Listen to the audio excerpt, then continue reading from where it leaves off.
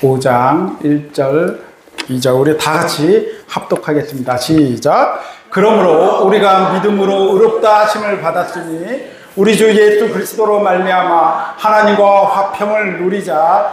또한 그로 말미암아 우리가 믿음으로써 있는 이 은혜에 들어감을 얻었으며 하나님의 영광을 바라고 즐거워하느니라. 아멘. 거의 결론 부분이에요. 오늘 레위기서를 갈 텐데 이게 결론 부분입니다. 여러분들은 드라마나 영화를 볼 때 결론을 알고 보는 스포, 소위 말하는 내용을 알면서 보는 걸 좋아하는 사람이 있고, 또 아니면은 아니야 얘기하지 마, 절대 얘기하지 마, 그런 사람이 있어요. 그냥 내가 보면서 내가 결정할게. 여러분들은 어떤 스타일이세요? 나는 옆에서 얘기 안 해주고 그냥 끝까지 내가 알아서 보는 거 좋아하는 사람. 이 사람들은 아주 머리 좋은 사람들이죠. 그 다음에 나는 스포를 원해요. 나는 옆에서 자꾸 얘기해 주는 걸 좋아한다. 성질 급한 사람이에요. 저는 이게 드라마를 보면 자꾸 해놨대. 그 다음에 어떻게 돼? 그 다음에 어떻게 돼? 결론 어떻게 돼? 저는 이야기를 항상 그렇게 답답해요. 그렇게 해서 그냥 내용을 그냥 마음 편하게 보고 싶어요. 그렇게 되는데, 제가 이렇게 말씀하는 스타일도 이렇게 가만히 보니까는 성격이 급하니까 보통 결론이나 중요한 걸 먼저 앞에다 딱 이야기를 하고, 그다음부터 왜 그런지에 대해서 이렇게 풀어가는 방식을 저는 선택을 하는데, 이거를 고급지게 얘기하면 두갈cik이라고 해요. 두갈씩. 있어 보이죠? 예.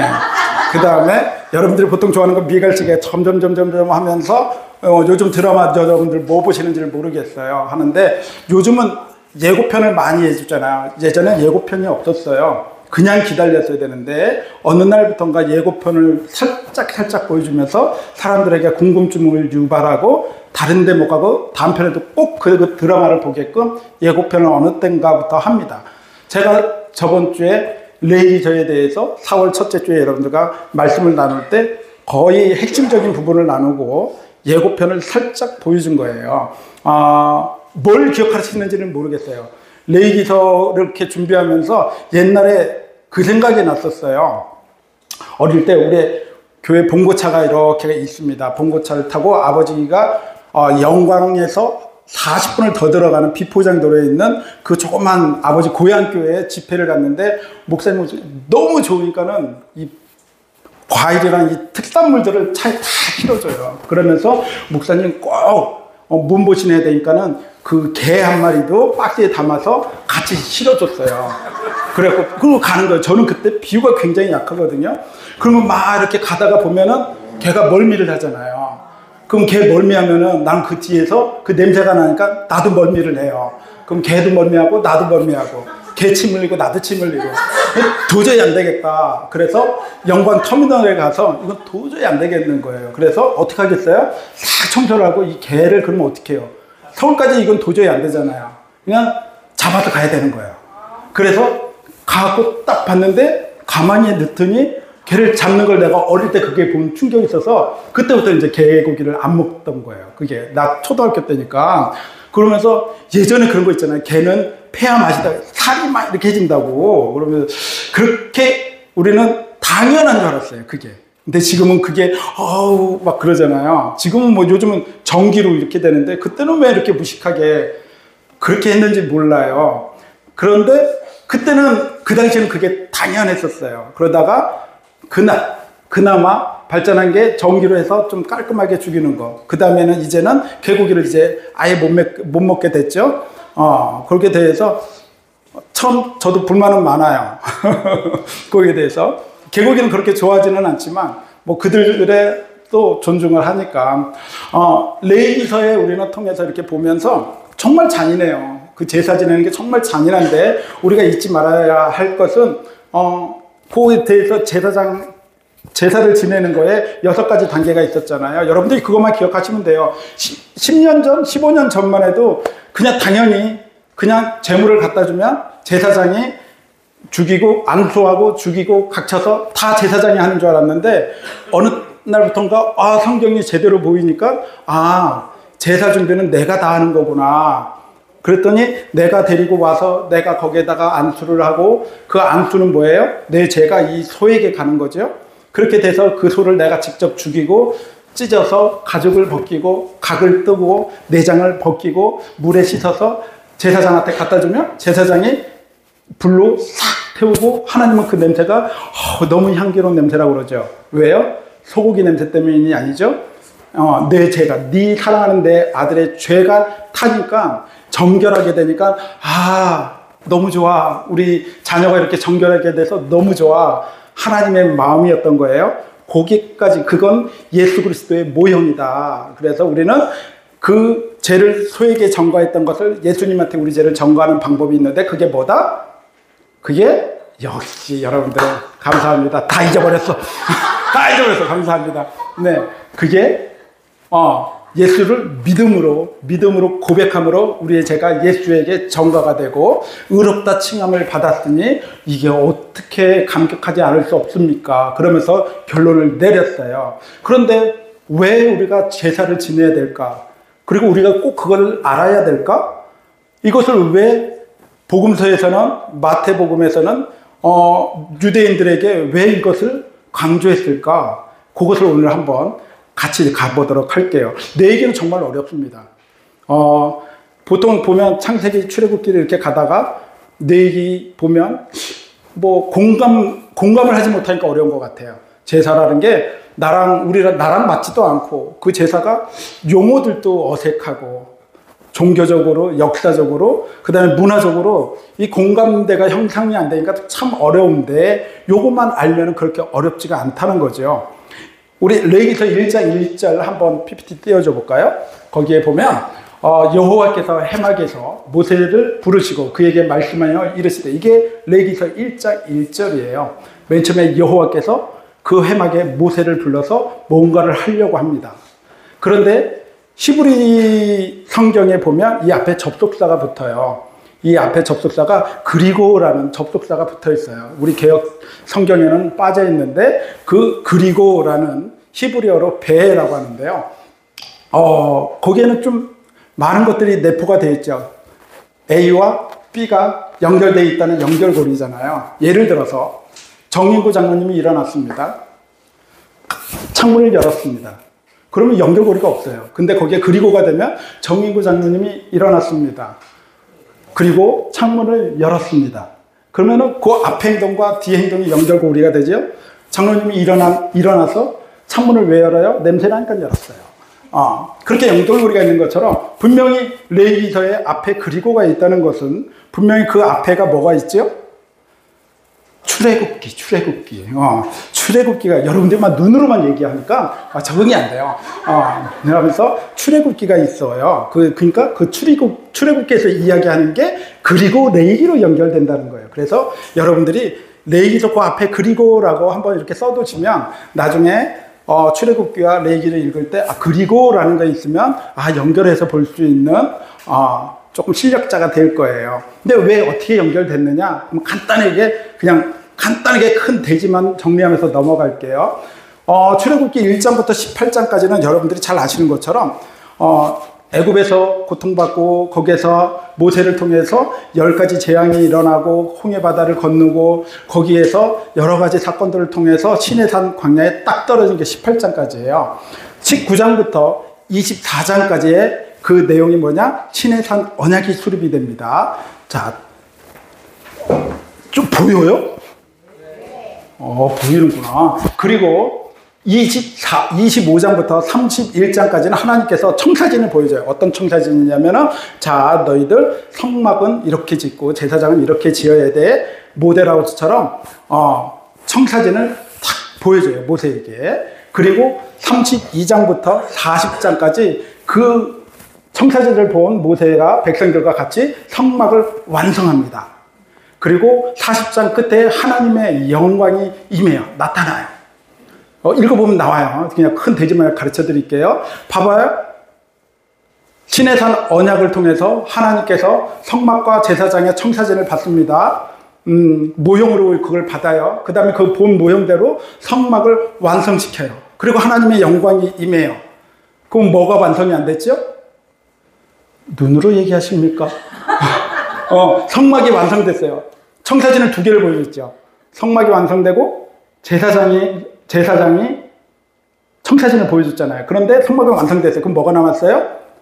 제사장이 남은 거죠. 제사장이 남은 거잖아요. 그래서 레위기서에 그리고 들어가는 거예요. 레위기서에 그리고 들어간 다음에 레위기서 1장부터 7장까지 제사장의 청사진을 보여주는 거야. 너희들 이렇게 지어야 돼. 제사장 옷은 이렇게 입어야 되고 제사는 이렇게 지내야 되고 그러면서 번제, 소제, 화목제, 속제제, 속건제 이 5가지 제사를 2번에 걸쳐서 계속 모형을 보여줘요. 그 다음에 8장, 9장을 통해서 제사장이 직접 딱 가서 제사를 이 본대로 그대로 아론이 지내게 돼요. 제사장이 완성이 된 것을 보여줘요. 그 다음에 뭡니까? 하나님의 영광이 임해요. 패턴을 알겠죠? 하나님이 언약하십니다. 그 다음에 청사진을 보여줘요. 그 보여준 대로 완성을 끌어요. 그 다음에 하나님의 영광이 나타나요. 즉 성경은 그냥 이렇게 언약하시고 그런 모델로 보여준 다음에 성취하시고 하나님의 영광이에요. 그러니까 성경은 결론은 하나님의 영광이에요. 성경을 찾고 내가 예수 믿어서 구원받아서 천국 가는 걸로 그렇게 가는 건 틀리지는 않습니다. 그렇지만 그게 목적이 아니에요. 목적은 하나님의 영광이 나타났다는 것을 계속 성경은 그걸 통해서 보여주고 있는 겁니다. 여러분들은 어떤 신앙을 믿습니까? 자꾸 그냥 하나님을 이용해서 내가 예수 믿어서 천국 가고 싶은 내 욕심에 신앙생활을 한다면 이거는 그냥 종교인인 거예요. 이제 한번 좀 더 뛰어넘어야 되겠죠. 칼빈의 종교 5대 개혁 원리가 있었죠. 오직 성경, 그죠? 그 다음에 오직 예수, 오직 은혜, 오직 믿음, 이 4개가 뭐냐? 오직 하나님께 영광이에요. 그러니까 결론은 모든 게 뭐냐? 하나님께 영광이다. 그리고 웨스턴리턴 신앙 고백의 대소요리 문답 1번이 뭐냐면 사람의 제일 된 목적이 무엇입니까? 그러면 거기에서 하나님을 영화롭게 하는 것과 그를 영원토록 즐거워하는 겁니다. 즐겁게 찬양하는 게 사람을 지으신 하나님의 목적이라는 거예요. 따라오실 수 있죠? 어렵지 않아요. 이거 고민을 많이 해요. 제가 이렇게 하면서 어떻게 하면은 쉽게 알아들을 수 있을까? 그리고 고민을 할 수 있을까라는 것 때문에 되게 제가 고민을 하는데 여러분들의 눈동자를 보면 제가 고민을 하게 됩니다. 이걸 내가 잘하고 있나? 하게 되는데 분명히 이건 알아요. 그런데 막상 우리가 신앙생활을 하다 보면 그냥 나를 먼저 생각하는 게 사실이잖아요. 우리가 인간들이 만드는 것조차도 누구를 위해 만들어요? 사람을 위해서 만들잖아요. 그 우주공학의 최첨단화가 딱 된 과학이 밀집된 게 거기서 나온 제품이 뭔지 아시죠? 김치 냉장고예요. 그 우주 과학자들이 머리를 짜서 러시아 과학자들 짜서 딱 저온 숙성으로 그냥 1년, 2년, 3년간 할 수 있는 기술이 축약된 게 바로 김치 냉장고예요. 누굴 위해서? 여자들을 위해서. 이 과학은 온통 80%가 여자들을 위해서 과학자들이 머리를 씁니다. 왜? 가정이 편해야 내가 편하니까 여자를 편하게 하자. 그렇게 하면서 결국은 뭐냐? 사람들조차도 사람을 위해서 만들어요. 그렇다면 하나님도 창조의 목적은 하나님을 위해서 만든다는 거지 인간들을 위해서 만든다는 게 아니죠. 저는 가끔가다 우리 해나가 저한테 용돈을 줘요. 그럼 이 새끼가 그냥 다 커가지고 그냥 아파트 용돈도 주고 그냥 막 가슴이 벅차올라. 좋아요. 근데 그거보다 더 좋은 게 나 아빠가 진짜 좋아. 그러면요, 그냥 일주일에 행복합니다. 하나도 안 힘들어요. 이 말을 안 들어야 되는데 제가 들어도 참 고민인데 이제 네 서비스만 할 거 아니에요. 용돈 안 주고 맨날 아빠 좋아 뭐 이러면 근데 그게요 되게 좋아요. 아빠 사랑해 아빠 뭐 이러면요 되게 좋아요. 근데 또 한 여인과 같이 살고 있잖아요. 그 여인은 만약에 그녀가 나한테 여보 사랑해 그러면 내가 죄졌나? 왜? 아마 그럴 것 같아요. 그래서 그녀가 최고에 주는 거는 금융치료법이죠. 그녀가 나에게 용돈을 주면 저는 너무 좋습니다. 최고로 좋습니다. 그러면 해나가 옆에서 그래요. 그거 아빠 돈이야. 그러니까 남의 돈을 가지고 자기 돈처럼 생생낼 수 있는 놀라운 능력을 가지고 있는 김은정 여사입니다. 그 능력자와 살고 있어요. 그런데 자녀는 그게 아니더라고요. 자녀는 그냥 한번 이렇게 그냥 그 고백으로 딱 하는데도 너무 좋아요. 일주일에 행복해요. 오늘도 한번 기대해 볼게요. 그렇게 우리는 분명 신앙의 목적지는 하나님의 영광이라는 거 여러분들 잊지 마십시오. 저기에 보면은요, 하나님이 천지를 창조하셨을 때 분명히 창조의 세계는 선이 있고 악이 있어요. 그죠? 근데 거기에 선은 뭐죠? 하나님의 좋아하심. 악은 하나님이 싫어하는 게 악이에요. 우리는 그 개념을 가지고 있어야 돼요. 내가 좋아하는 게 선이고 내가 싫어하는 게 악이 아니라 하나님의 기준으로 해서 하나님이 좋아하는 게 선, 하나님이 싫어하는 게 악이다. 그런 창조 세계에서 하나님이 우리를 처음에 만들었을 때가 정결한 상태래요. 정결한 상태로 우리를 창조했어요. 히브리인들은 정말 놀라운 것 같아요. 이 정결하면 진짜 깨끗해요. 깨끗하고 뭐 흠이 없어요. 정말 아주 그런데 안정적인 상태가 아니라 이 히브리어에 말하면 이 정결이라는 것은 이 쟁반에 구두를 올려놓고 이게 여러분 안정적입니까? 불안정. 정결은 불안정한 거래요. 정결은 깨끗한데 불안정하다.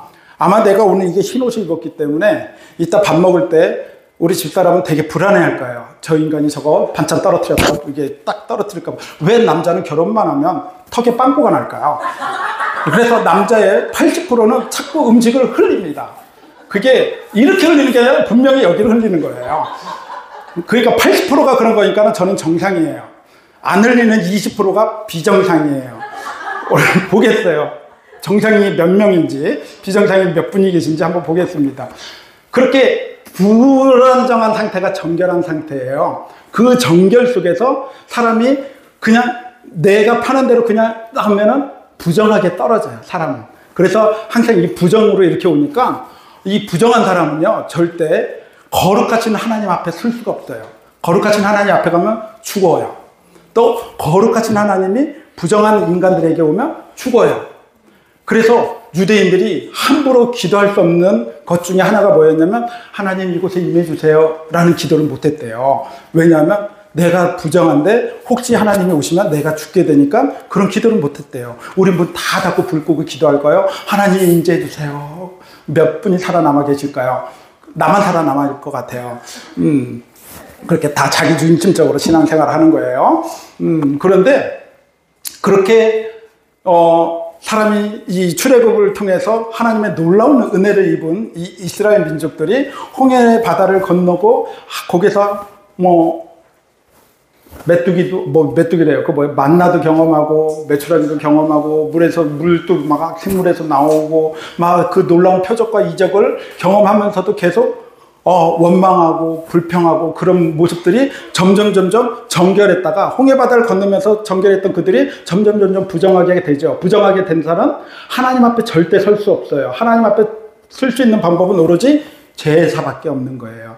그래서 시내산에서 하나님이 이스라엘 민족들에게 제사를 주시는 거. 그 제사는 결국은 은혜라고 볼 수가 있죠. 그 은혜라는 그 제사를 통해서 너의 종교적 열심으로 그 소에게 네 죄를 전가시켜서 그리고 네 헌신을 다해서 치열하게 아주 그냥 비참하게 그 제사를 지내지만 그로 인해서 네 죄가 없어지고 너는 정결케 되는 거. 거룩하지는 않습니다. 아무리 우리가 종교 생활을 열심히 한다고 해도 정결하게밖에 안 돼요. 정결까지. 그러면 이 정결한 백성이 거룩하게 되는 방법은 뭐가 있느냐? 거룩한 방법은 뭐가 있을까? 거기에서 정결해서 우리의 더 열심을 다해서 거룩으로 가는 게 아니라 거룩하게 하는 방법이 출애굽기 29장 43절에 나와 있어요. 혹시 말씀되나요? 한번 읽어볼까요? 시작. 내가 거기서 이스라엘 자손을 만나리니 내 영광으로 말미암아 회막이 거룩하게 될지니라. 예, 거룩한 것은 하나님을 만나면 되는 거예요. 하나님이 오시는 거예요. 결국은 아까 그 도표에서 제사는 하나님이 주신 은혜예요. 방법을 가르쳐줬어요. 그리고 거룩은 정결케 되고 거룩하신 하나님이 정결한 우리에게 내려오는 게 바로 거룩하게 되는 방법이다. 모세의 장막을 세 가지로 불려져요. 세 가지로. 첫 번째는 모세의 장막을 증거막이라는 거 들어보셨어요? 증거막은 성경에 성경에 5번이 나와요. 그리고 성막은 82회가 나와요. 회막은 146회가 나와요. 그러니까 우리가 만나는 게 보통 회막은 말 그대로 만남의 천막이에요. 만남의 천막. 그 만남의 천막에 사람들이 다 모입니다. 그런데 거기에 하나님이 임하시니까 성막이 됩니다. 우리 여기 예배당에 우리 성도들이 많이 모입니다. 이곳에 주님이 임재하시면 이곳이 성막이 되고 교회가 되는 거예요. 여러분들이 말씀을 듣고 이제 가정으로 돌아갑니다. 여러분 마음속에 하나님 품고 간다면 그곳이 성막이고 교회가 되는 거죠. 그러니까 여러분들은 그 가정에서 삶의 터전에서 예배자의 삶을, 제사장의 삶을 잊지 말고 살아가야 된다는 거예요. 여러분들은 그런 직임을 하나님께서 정해주셨으니까는요. 이런 상황을 모든 유대인들은 다 알고 있었어요. 우리는 부정하지. 부정하면 하나님 앞에 쓸 수 없지. 우리가 하나님 앞에 거룩한 자로 사는 하나님의 은혜밖에 없어. 이런 상황을 유대인들은 다 알고 있었어요. 그래서 마태는 그것을 유대인들에게 정확하게 이야기해주고 싶었던 거예요. 유대인들 너희들 성경 다 외우지. 다 알고 있지. 너희가 말하는 대로 예수님이 분명히 다윗의 혈통으로 온다고 그랬지? 어디에 있지? 시편에 나와 있고, 이사야에 나와 있고, 예레미야에 나와 있고, 스가랴에 나왔고, 그 다음에 예레미야에 나와 있고, 스가랴, 미가에 전부 다 다윗의 혈통으로 온다는 그 말씀들이, 예언의 말씀들이 다 있어요. 그 예언의 말씀대로 예수가 바로 다윗의 혈통으로 온 메시아다라고 가르쳐주는 게 마태복음 1장에서 나와 있는 본문이에요. 마태복음 참 재밌어요. 누가복음은 시간 순서대로 돼 있다면 마태복음은 시간 순서대가 아니라 주제별로 돼 있어요. 마태복음 1장은 족보로 돼 있죠. 마태복음 5장부터 7장까지는 예수님의 말씀을, 설교집을 모아놨죠. 예수님, 그리고 마태복음 8장, 9장은 예수님의 기적을, 10가지 기적을 모아놓고 있죠. 마태복음 13장은 예수님의 비유를 모아놓고 있어요. 비유를 통해서, 말씀을 통해서, 기적을 통해서 예수가 메시아인 것을 마태는 유대인들에게 강력하게 설명을 해주는 거예요. 그래서 성경을 아는 이들은 마태복음을 보면 그럴 수 있겠는데? 라는 생각이 든다는 거죠. 한번 확인을 해볼게요. 마태복음 8장에 보면 첫 번째 예수님의 기적이 나오는데 나병 환자가 나옵니다. 나병 환자가 나오면 거룩한 자입니까? 부정한 자입니까? 그렇죠. 이제 입이 띄어지네요. 아까까지는 눈으로 얘기하다 이제 입이 벌어지기 시작했어요. 놀라운 하나님의 은혜입니다. 네, 여기에서 나병 환자는 그러면 부정한 자예요. 그러면은 하나님이 앞에 섰으면은 죽어야 돼요? 살아야 돼요? 그렇죠. 죽어야 돼요. 그러면 예수님 앞에 서면은 이 사람이 죽어야 돼요? 살아야 돼요? 죽어야 돼요. 원래대로 유대인들은. 그럼 이제 유대인들이 이제 8장 끼면서 이렇게 딱 보는 거죠. 마태복음 8장 2절 말씀 한번 보겠습니다. 마태복음 8장 2절. 한 나병 환자가 나와 절하며 이르되 주여 원하시면 저를 깨끗하게 하실 수 있나이다 하고는 딱 봤어요. 딱 보니까 이거 봐라, 이거 봐라. 나병 환자 왔어. 이제 예수가 하나님이면은 분명히 죽을 것이고 안 죽으면은 예수는 하나님이 아니에요. 그런데 놀라운 반전의 역사가 일어나죠. 3절 말씀 보여주세요. 예수께서 손을 내밀어 그에게 대시며 이르시되 내가 원하노니 깨끗함을 받으라 하시니 즉시 그의 나병이 깨끗하여진지라. 깨끗하여졌다는 정결하게 됐다는 거죠. 분명히 하나님이 아닌데 안 죽었어. 그럼 하나님이 아니야. 그런데 예수님이 손을 대시니 그 나병 환자가 깨끗하게 정결하게 돼요. 수천 년 역사 속에서 정결하게 할 수 있는 것은 제사밖에 없었거든요. 제사밖에 없었는데 제사를 안 지냈는데 예수가 손을 대니 그가 나음을 입어요. 이상하다. 유대인들이 이제 헷갈리기 시작했겠죠. 그러다가 9장에 넘어가면 어떤 게 나오냐면 혈우병 앓은 여인이 나와요. 혈우병 앓은 여자 같은 경우에는 예수님이 만지는 게 아니라 그 여자가 옷자락을 만지죠. 그게 마태복음 9장 22절인가 20절인가요? 12해 동안이나 혈우증을 앓은 여자가 예수의 뒤로 와서 그의 겉옷가를 만지니 이는 제 마음에 그 겉옷만 만져도 구원을 받겠다 함이라. 예수께서 이 관리의 집에 가서 이거 아니네요. 거기까지 분명히 혈우증은 부정한 자입니까? 정결한 자입니까? 부정한 자예요. 그러면 예수님을 만지면 죽어야 돼요? 살아야 돼요? 원리대로 하면은 죽어야 돼요. 그런데 예수님의 옷자락을 만졌으니 어떻게 돼요? 정결하게 됐는데 거기에까지 구원까지 이르러요. 이것을 봤을 때 유대인들은 이거 뭐지? 이거 뭐지? 이거 뭐지? 기적 중에서 제일 큰 기적이 뭐냐면 죽은 자를 살려내는 게 제일 큰 기적이에요. 요한복음에서는 말씀이신 예수님이 말씀으로 나사로를 살리십니다. 그런데 마태복음에서는 달라요. 23절 말씀 볼까요? 예수께서 그 갈릴리 집에 가서 피리 부는 자들과 떠드는 무리를 보시고 이르실 때 물러가라. 이 소녀가 죽은 것이 아니라 잔다 하시니 그들이 비웃더라. 무리가 내보낸 후에 예수께서 들어가서 소녀의 손을 잡으시며 일어나는지라. 예, 분명히 하나님이 아닌데, 하나님이 아닌 것 같은데 그가 손을 대면 다 그런 기적들이 일어나요. 여러분들이 눈치채셨겠지만 마태복음에서의 기적은 예수님의 접촉을 통해서 일어나요. 요한복음은 말씀을 통해서 일어난다면 마태복음은 이 레위기법을 다 아는 유대인들에게는 분명히 제사를 통해서만 율법이 완성이 돼야 되는데, 정결해져야 되는데 예수가 만지니까 저들이 정결하게 되고 저들이 살아나. 저건 뭐지? 그러면서 예수님께서 정확하게 말씀해 주시는 부분이 마태복음 5장 17절이죠. 접촉을 통해서 예수님께서 율법을 완성해 나갔습니다. 내가 율법이나 선지자를 폐하러 온 줄로 생각하지 말라. 폐하러 온 것이요 완전하게 하려 함이라. 우리 아까 레위기서에서 봤어요. 언약하셨어요. 모형으로 보여주셨어요. 그 다음에 뭐예요? 완성하시는 거예요. 완성하신 거예요. 예수님께서 그것을 성취하신 거예요. 레위기에서 이야기했던 그런 모든 것들을 율법을 폐하러 온 게 아니라 완전케 하라, 성취하러 오셨다. 그것을 왜 보여줬겠어요? 나 능력자라고 보여주려고? 그 다음에 뭐였어요?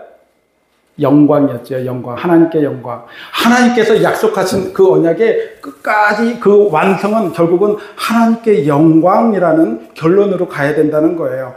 항상 저는 유튜브 영상에서 이렇게 보면 저를 참 많이 돌아봐요. 막 요즘 가짜 목사들 많다, 뭐 이상한 설교한다, 그런 것들을 보면 정신 차려야지, 똑바로 해야지, 그러면서 혹시 내가 잘못 전하고 있으면 어떡하지? 그런 항상 저를 채찍질하면서 다시 한번 기도하게 만들어서, 그런 영상들이 나쁘다고 생각하지 않아요. 그런 영상들을 통해서 또 저처럼 또 저보다 이게 보면 많은 자각이 될 것 같아요. 성경을 조금 더 볼 수 있고 깊이 있게 볼 수 있고 현혹시키는 자가 아니라 함께 갈 수 있는 자로 만들어가는 것 같습니다. 분명히 우리가 뻔해요. 성경은 뻔한 것 같아요. 결론은 알아요. 근데 그런 과정 속에서 우리의 삶이랑 말씀이랑 같이 자꾸 영적으로만 해석을 하려고 하니까 내 삶이 망가져요. 영적인 해석이 결국은 그게 내 생활을 이끌어가야 되는데 그냥 영적인 세계에 맡겨버리고 죽으면 그냥 하늘나라 가면 끝이지, 그냥 거기에서 정리를 해보니까 내 생활이 엉망이 돼요. 여기도 주어진 내 삶의 책임감을 가져야 되는 거거든요. 분명히 길을 알아야 되는 거예요. 그런 것 같아요. 우리가 그런 말씀을 통해서 그런 방식을 알아간다면 내 삶에 부족한 것들이 많겠지만 살아가는데, 하나님 찬양하며 살아가는데 우리는 이상이 없을 거예요. 제가 양지 IC로 가야 돼요. 저 양지 IC 갈게요. 그러는데 제가 갑자기 차를 우회전해가지고 사람 저수지 쪽으로 가는 걸 봤어요. 그걸 보면은 장로님 저한테 전화할 거예요? 안 할 거예요? 장로님 안 와요. 웃어요. 저희가 저기 어디 가냐? 양지 간다는데 우리가 사람은 길을 알면 상관이 없어요. 열심히 다른 길로 가면은 그 열심은 필요 없는 거예요. 내가 열심히 다른 길로 간다는 거는 안타깝죠. 분명히 예수님께서는 요한복음 14장 6절 말씀에 나는 길이요 진리요 생명이니 나로 말미암지 않고서는 아버지께로 올 자가 없느니라. 예, 분명히 우리는 그 길을 안다면 그 길대로 더디지만 빨리 안 가도 됩니다. 그 바른 길로만 갈 수 있다면 그러면 돼요. 그 바른 길을 통해서, 성경을 통해서 우리가 영적인 해석도 좋지만 영적인 해석이 그게 곧 내 삶이 되어서 예수를 찬양하면서 내가 가는 길이 바른 길인가 말씀을 통해서 확인을 할 수 있겠죠. 누가복음 4장 18절로 21절 말씀이 참 와닿아요. 주의 성령이 내게 임하셨으니 이는 가난한 자에게 복음을 전하게 하시려고 내게 기름을 부으시고 나를 보내사 포로된 자에게 자유를, 눈먼 자에게 다시 보게 함을 전파하며 눌린 자를 자유롭게 하고 주의 은혜의 해를 전파하게 하려 하심이라 하였더라. 20절, 책을 덮어 그 말에 맡은 자에게 주시고 앉으시니 회당에 있는 자들이 다 주목하여 보더라. 중요합니다. 21절, 이에 주께서 그들에게 말씀하시되 이 글이 오늘 너희 귀에 응하였느니라 하시니라.